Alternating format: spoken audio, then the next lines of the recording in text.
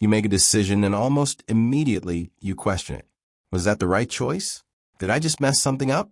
Even the smallest decisions feel uncertain, like something inside you doesn't trust you.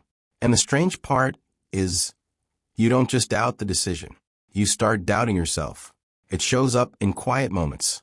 You send a message, then reread it again and again. You choose something simple and then imagine a better option you didn't take. You decide, but your mind doesn't move on. It loops back, and slowly something changes. You stop feeling certain about anything, not because you lack intelligence, but because every choice starts to feel like a risk of being wrong, a risk of being judged, a risk of becoming the wrong version of yourself. So you hesitate. You delay decisions. You ask others for reassurance. You replay conversations in your head. And even when things go fine, you still feel like you got lucky. Not right. Over time, this does something deeper. It disconnects you from your own judgment. You stop relying on yourself. And without realizing it, you become someone who needs certainty before acting. But certainty never comes. So the doubt stays. Most people see this and think, I just need more confidence. I need to stop overthinking. But that's not the real issue. Your brain isn't broken.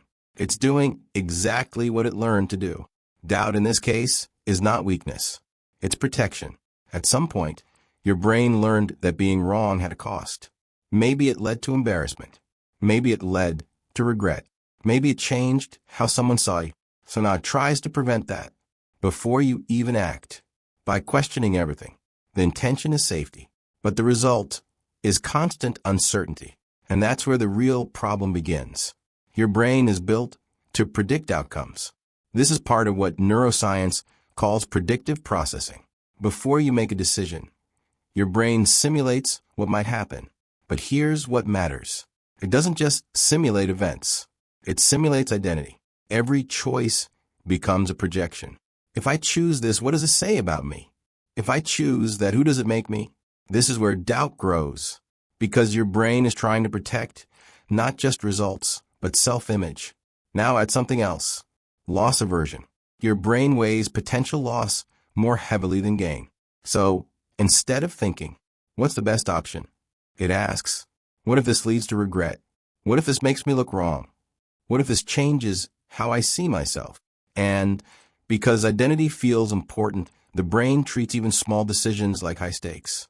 Here's a simple mental model. Imagine your identity as a fragile sculpture. Every decision feels like touching it. Even gently, you worry it might crack. So you hesitate, not because you can't decide, but because you're trying to protect something that feels delicate. The result? Delay, rechecking, doubt. Your brain is solving a problem that doesn't need that level of caution. So how do you move forward without forcing fake confidence? Not by ignoring doubt, but by changing how your brain interprets decisions. Step 1. Separate decision from identity. What to do? Treat each decision as a temporary action, not a definition of who you are, why it works. This reduces identity fusion, where actions feel tied to self-worth. Example, instead of thinking, if I say this, I'll sound stupid, shift to, this is just one response in one moment. You're not proving who you are, you're just responding, and responses can change. Step 2, set a decision boundary. What to do? Give yourself a limited time to decide, then act. Why it works. The brain's predictive system becomes less accurate the longer it runs. More thinking creates more doubt, not clarity. Example, when replying to a message, give yourself 2 minutes, then send it. Not perfectly, but intentionally. You train your brain to trust action over endless simulation. What to do? Ask, can I change this later? Why it works. The brain relaxes when it knows the decision isn't permanent. Example, choosing what to wear, what to post, what to say casually. These are reversible. Not every decision locks you in. Most don't. Step 4, allow small regret.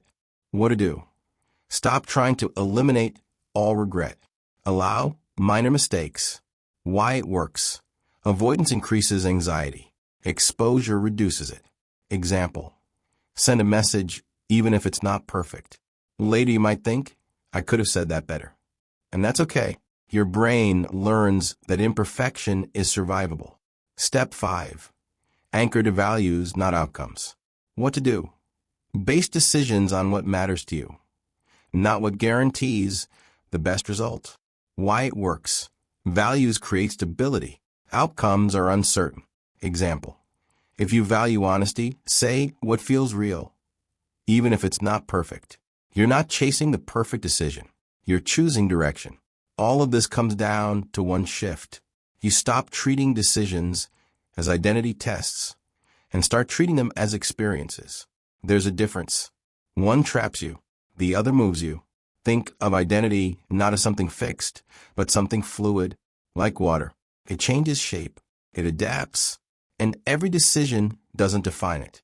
It just influences it. Movement creates clarity, not perfection. You don't doubt yourself because you're incapable. You doubt because your brain is trying to protect you from becoming someone you don't want to be. But that version of you is not decided in one moment. It's shaped over many. So the next time you feel that doubt, pause. Not to think more, but to remember you're allowed to choose without fully knowing if it's right. Because who you become was never meant to depend on a single decision.